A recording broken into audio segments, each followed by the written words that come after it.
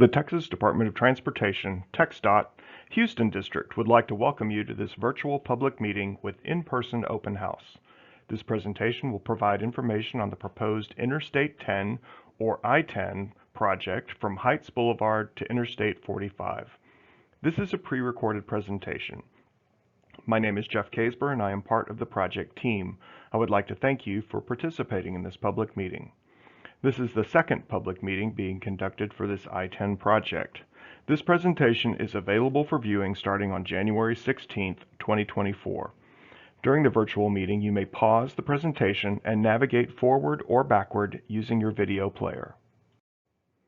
If you have any technical difficulties accessing the public meeting information, need special accommodations, or speak a language other than English or Spanish and have interpretation needs, please contact Gabriel Adame at 713-802-5199.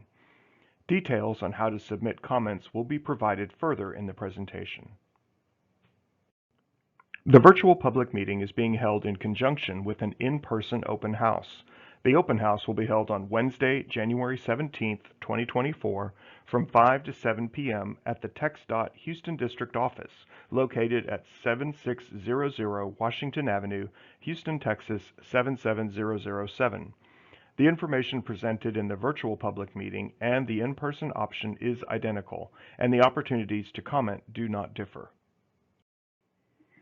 The purpose of this public meeting is to engage with stakeholders and the adjacent communities regarding the proposed project and to receive feedback. It also offers an opportunity for the project team to address any questions or concerns from the public. TxDOT commits to purposefully involve the public in planning and project implementation by providing for early, continuous, transparent, and effective access to information and decision-making processes. This project is anticipated to receive federal funds, and because of the federal component, TxDOT is required to assess the potential environmental effects of the proposed project in accordance with federal standards. The process that is followed is called the National Environmental Policy Act process, otherwise known as NEPA. The NEPA process provides analyses of the potential impacts to the natural and man-made environment and helps the decision maker to make an informed decision on whether or not to proceed with the project. On December 9, 2019, TxDOT received a signed Memorandum of Understanding from the Federal Highway Administration that permits TxDOT to assume responsibility from the Federal Highway Administration for reviewing and approving certain assigned NEPA projects. This review and approval process applies to this project. In this presentation, I will first outline the notification process leading up to this public meeting. Then I will provide an overview of the project and discuss background information, followed by an explanation of the need for and purpose of the project. Next will be a discussion of the changes that have been made to the design since the first public meeting, along with details about the proposed improvements. I will follow that with a review of the environmental analysis, funding information, and next steps. Toward the end of this presentation, there are instructions on how to submit written comments as well as contact information for TxDOT. In preparation for this public meeting, notices in both English and Spanish were published on the TxDOT website on December 20th, 2023. Elected officials were notified of this public meeting by mail and email on December 4th, 2023. Notices in both English and Spanish were then mailed to adjacent landowners and neighborhood associations on December 7th, 2023, along with informative project flyers. Informative flyers were also distributed to local community facilities, gathering places, and apartment complexes in the vicinity on December 14th, 2023. Notices were also published in the Community Impact newspaper on December 8, 2023, and the Leader newspaper on December 2nd and 9th, 2023. A notice in Spanish was published in La Voz on December 13, 2023. Approximately 7,300 postcards were mailed out using Every Door Direct on January 3, 2024, to mailboxes within the 77007 and 77009 zip codes. TxDOT advertised the meeting on roadside variable message signs along I-10 from January 2nd to January 17th, 2024. In addition, links to the meeting notice were posted on the TxDOT Facebook page and TxDOT Houston District X, formerly Twitter, page. The proposed project is a resiliency project and does not include adding vehicle capacity to I-10. TxDOT is proposing to raise the elevation of the I-10 main lanes above the floodplain of White Oak Bayou from Heights Boulevard to I-45 near downtown Houston in Harris County. The project is approximately 1.8 miles long. The project is estimated to cost approximately $347 million using a combination of federal and state funds.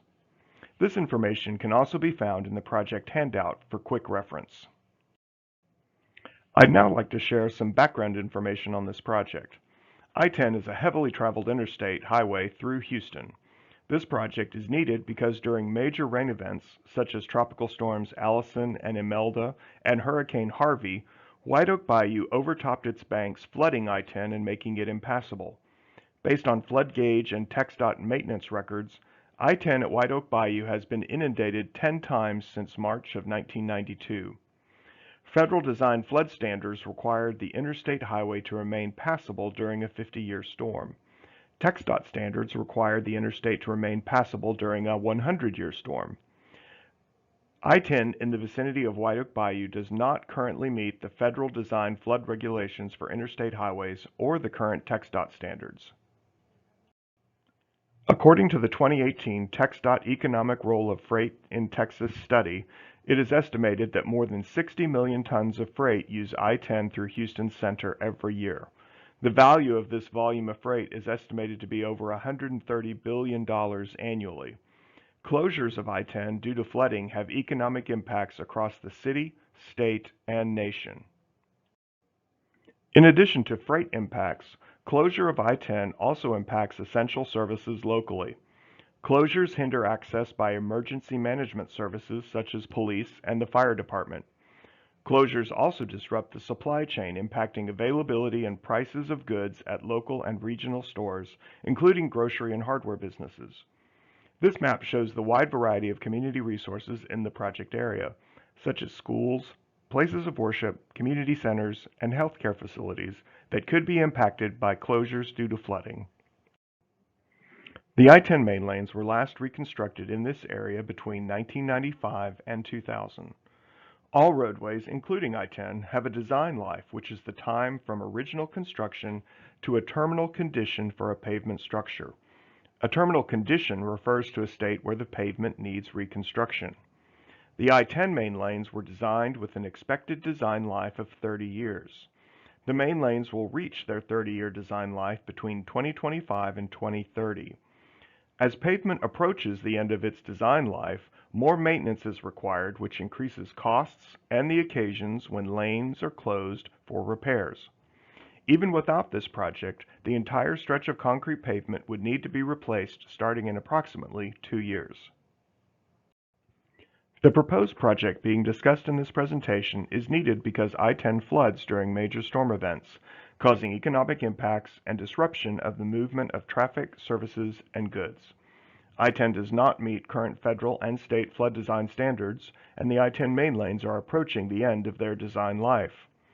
The purpose of the proposed project is to reduce the risk of flooding of the I-10 facility from Heights Boulevard to I-45 and reduce occasions when the roadway would be impassable due to major rainfall events. The project also aims to address the aging pavement before the condition worsens. As noted previously, this is the second public meeting being conducted for this project. The first public meeting was conducted in July 2022 and consisted of a virtual public meeting and an in-person open house. 61 people registered at the open house. The public comment period was originally scheduled from July 26th to August 12th, but was extended to September 9th due to the high level of interest in this project. Over 400 public comments were received via comment cards, letters, and emails. Approximately 216 comments were submitted in a form letter. The public meeting summary report is available for review on the TxDOT website, www.txdot.gov. These graphics summarize the categories of topics addressed in the 400-plus public comments received. The top 7 comment categories are listed on the left side along with a number of commenters who submitted questions or concerns about each of the topics. Please note that these numbers represent all comments, positive, neutral, and negative. The number 1 concern was noise, followed by the need for the project, flooding and drainage, natural resources, construction, segmentation, and environmental documentation. Other comment categories included public involvement, design considerations, bicycle and pedestrian, cost-benefit, air quality, transit, alternatives, aesthetics, and no build. The project team considered all comments received and made changes to the proposed design where feasible based on this public feedback. You spoke and TxDOT listened. Changes to the project are summarized in the following 6 items. Number 1. Reduction of I-10 main lane structure height over Studemont and reduction of HOV structure height over Taylor Street and Houston Avenue. Number 2.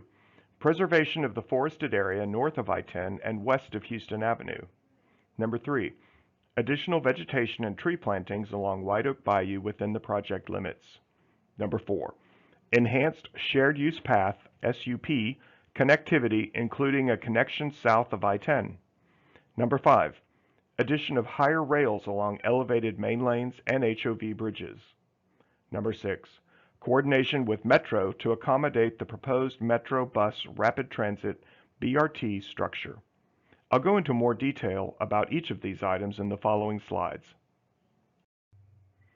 Many people were concerned about the originally proposed heights of the main lane and HOV structures.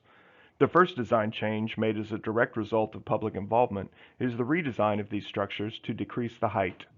This graphic shows a comparison of the existing main lane structure height and the proposed heights from the designs presented at the July 2022 public meeting and at this public meeting.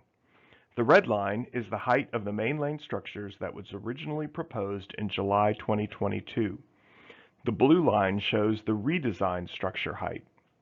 The main lanes east of Studemont Street would now be approximately 10 feet lower than the currently existing main lanes, shown in a dashed green line. The proposed main lanes would be at or below the currently existing HOV lanes. For a majority of the project length, the I-10 main lanes would be lower than originally proposed. This graphic shows a comparison of the existing HOV structure height and the proposed heights from the designs presented at the July 2022 public meeting and at this public meeting. The dashed pink line is the height of the HOV structures that was originally proposed in July 2022. The solid black line shows the redesigned HOV structure height. The redesigned HOV structure would be approximately 10 feet higher than the existing HOV structure at Taylor Street. Again, for a majority of the project length, the proposed I-10 HOV lanes would be lower than originally proposed. This slide shows a photo of I-10 as seen from Stud Park and a rendering of what the view would be after project construction. The photos are from 2014 and do not show how the landscaping has grown since then. Please note that the renderings provided in the presentation show only the proposed TxDOT improvements. The proposed Metro BRT project is not shown. These photos show a current view of I-10 as seen from Stud Park with the current landscaping and a rendering of what the view would be after project construction. These photos show a current view of I-10 at the MKT trail crossing and a rendering of what the view would be after project construction. The second design change made as a direct result of public involvement is the preservation of the existing forested area on the north side of I-10 between Taylor Street and Houston Avenue. Originally, the proposed detention pond was going to be constructed in the forested area. The preservation of natural resources was a common theme in the comments provided after the first public meeting. To address this concern, the detention area was redesigned so that it would remain beneath the roadway and allow the forested area to remain intact. These photos show a current view of the forested area and a rendering of what the view would be after project construction. The third design change made as a direct result of public involvement is the addition of landscaping zones on the north side of I-10 between the highway and White Oak Bayou. This addition is also in response to the many comments about natural resources in the project area. TxDOT is coordinating with the Harris County Flood Control District to add vegetative and tree plantings along White Oak Bayou within the project limits. The bright green lines are the shared use paths proposed as part of this project, and the green shading shows the location of the landscape zones. These photos show a current view from Taylor Street looking southeast at the area being considered for use as a landscaping zone, and a rendering of what the view would be after project construction, but before the additional landscaping is planted. You can also see the proposed shared use path in the rendering. These photos show the same view from Taylor Street, but the rendering includes the additional landscaping integrated with the proposed shared use path. The fourth design change made is additional connectivity added to the shared use path network to address bicycle and pedestrian concerns raised after the first public meeting. A new connection from the shared use path on the south side of I-10 has been added to allow access to Sabine and Maud streets. The new connection is circled in orange. The fifth design change made is in direct response to the most common concern of noise levels in the project area. TxDOT proposes to double the height of the concrete barrier rails on the outside of the elevated main lanes and HOV lanes. As shown in the diagram, the standard height of these rails is 3 feet, but for this project, the height would be increased to 6 feet. The photo shows an example of these rails that were built on the I-610 West Loop over Fornes Place in Bel Air. This photo is just an example, and the aesthetic treatments and colors would be different for this I-10 project. I'll talk more about the noise analysis conducted for this project a little later in the presentation. The sixth element is transit coordination in response to comments about TxDOT and Metro working together to develop transportation solutions in the I-10 corridor. TxDOT has been and continues to work closely with Metro to help implement Metro's proposed Inner-Katy Bus Rapid Transit project, which could not be built without this project. TxDOT proposes to move the I-10 eastbound main lanes to provide space for Metro to place columns and foundations for the BRT structure. The two diagrams show how the BRT support structures, shown in red, would fit within the I-10 project. I'll now share the proposed project details. This is an illustration of the updated existing and proposed typical sections of I-10. The typical section at the top is the cross-section of the road as it looks today, and the section on the bottom is what it would look like with the proposed project. The existing typical section west of Taylor Street shows a highway with 5 12-foot wide main lanes in each direction with 10-foot wide inside and outside shoulders. There is also one 12-foot wide high occupancy vehicle lane in each direction. Along this section of I-10, the main lanes are typically at ground level while the HOV lanes are elevated. Frontage roads, ramps, and auxiliary lanes exist along the corridor, and this typical section shows a frontage road with 3 12-foot wide lanes in the eastbound direction and a 14-foot wide ramp in the westbound direction. The existing right-of-way varies from 550 to 720 feet wide.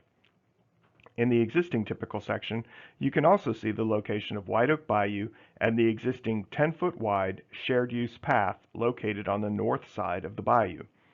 If you look closely under the HOV lanes, you can see a small black triangle labeled 100-year water surface elevation, abbreviated to WSEL.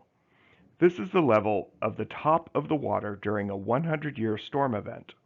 The existing I-10 main lanes are located below the 100-year water surface elevation. The graphic on the bottom shows the proposed typical section, a cross-section of what the road would look like with the proposed project. The proposed project would consist of the same number of travel lanes, 5 12-foot wide main lanes in each direction, 10-foot wide inside and outside shoulders, and one slightly wider 14-foot wide HOV lane in each direction. The proposed HOV lanes are 2 feet wider than the existing HOV lanes, are barrier separated, and have wider shoulders for enhanced safety. The ramps and frontage roads would still be present. The primary difference between the existing and proposed I-10 typical sections is that the main lanes would be elevated above the 100-year water surface elevation to reduce the risk of roadway flooding. Note the location of the water surface elevation triangle beneath the proposed HOV lanes and main lanes. The main lanes would be at approximately the same height as the HOV lanes. The proposed typical section also illustrates some additional elements of the proposed project, including a 26-acre detention pond constructed beneath the elevated lanes, additional landscaping, and an additional 10-foot wide shared use path on the south side of White Oak Bayou that would connect to the existing trail system. The proposed typical section also shows the proposed elevated Metro Rapid inter-Katy bus lanes between the eastbound I-10 main lanes and frontage road. I will talk more about these additional elements later in the presentation. These graphics are illustrations of the existing and proposed typical sections of I-10 west of Houston Avenue as the project gets closer to I-45. At the top, the existing I-10 typical section looks very similar to the section west of Taylor Street.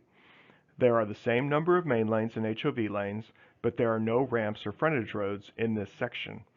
The main lanes are still below the 100-year water surface elevation. At the bottom, you can see the proposed typical section, which again looks very similar to the section west of Taylor Street. Through this section, the HOV lanes are higher than the main lanes. This section also shows the proposed detention pond and shared use path elements.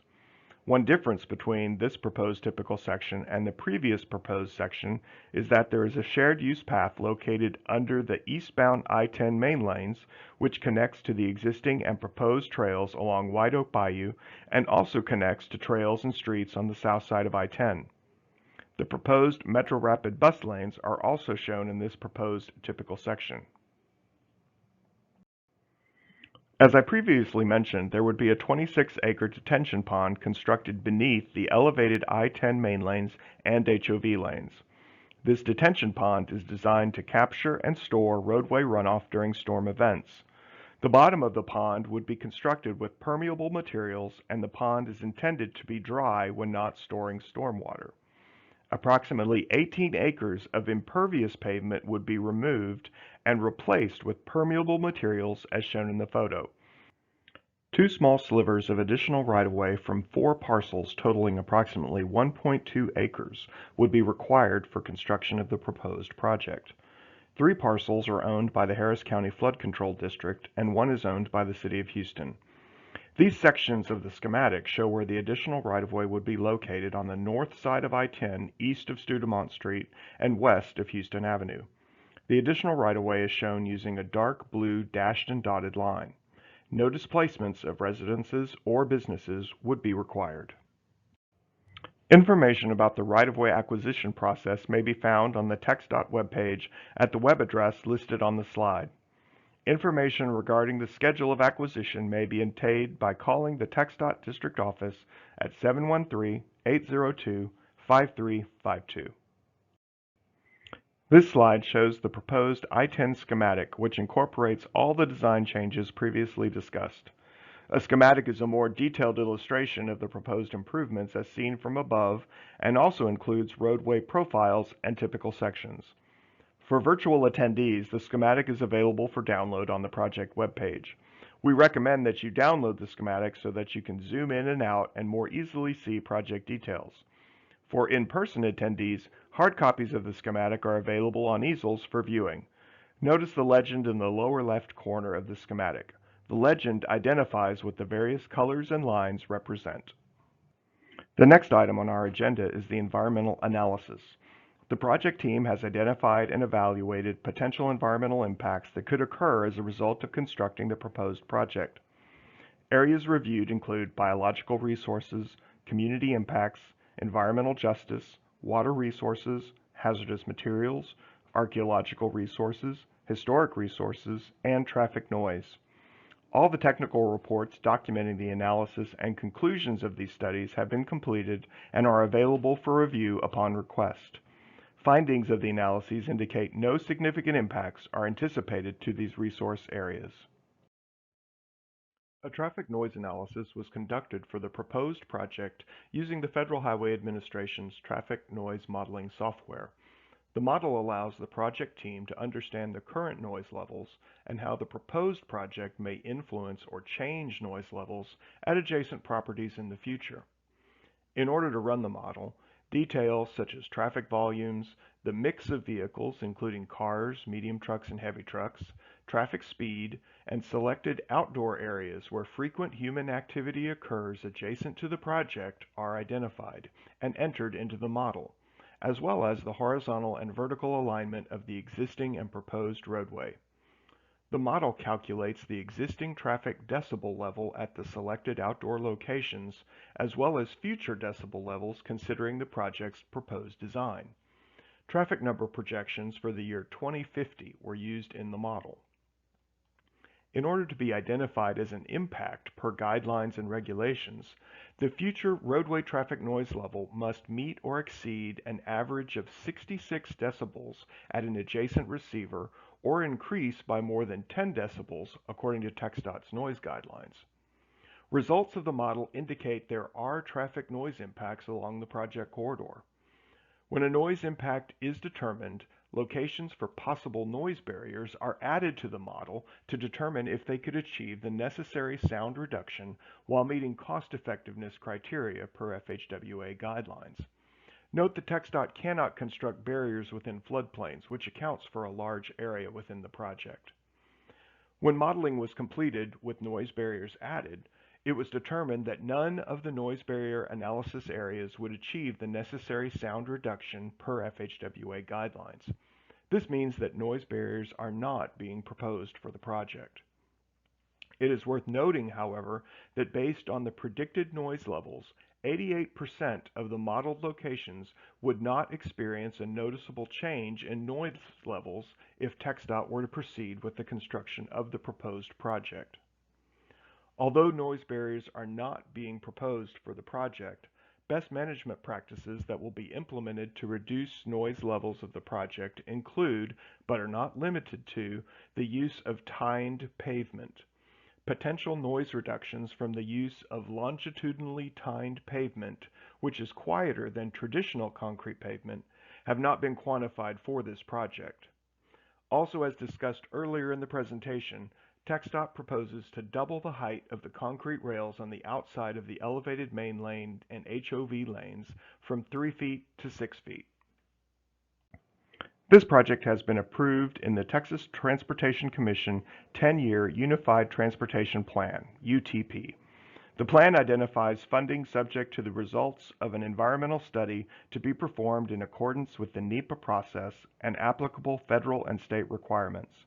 The proposed project would be consistent with the Houston-Galveston Area Council's 2045 Regional Transportation Plan for the 8-county Houston-Galveston region and the 2023 to 2026 Transportation Improvement Program prior to the environmental decision and construction.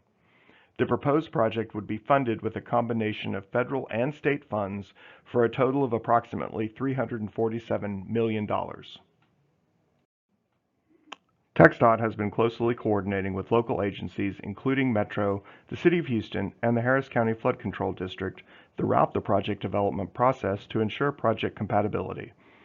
TxDOT has worked closely with Metro, as Metro's proposed Inter-Katy Corridor project would provide an exclusive structure for bus rapid transit and regional express buses within the corridor.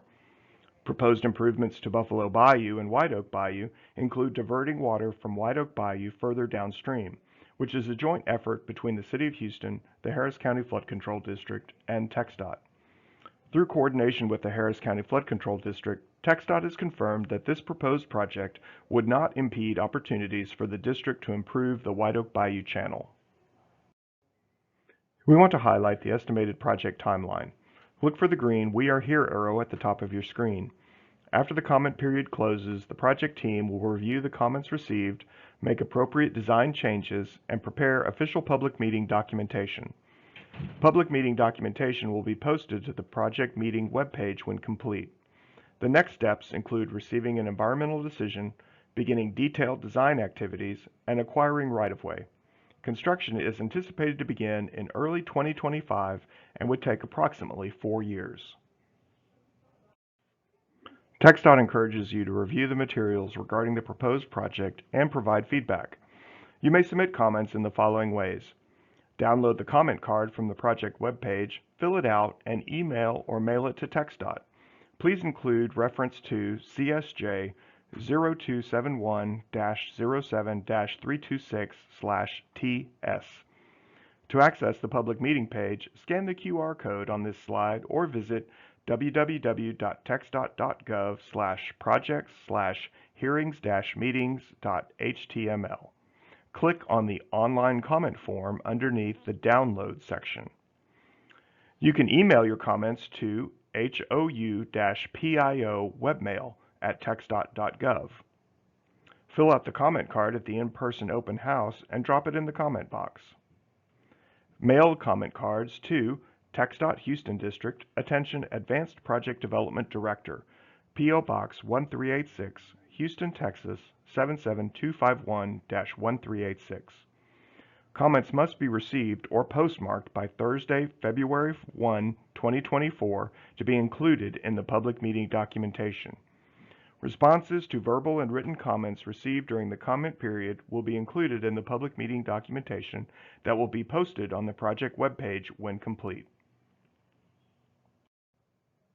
Please don't hesitate to contact us with any questions and feel free to contact Grady Mapes at the TxDOT Houston District Office by phone at 713-866-7040 or email at grady.mapes@txdot.gov with any questions or comments at any time during the project development process.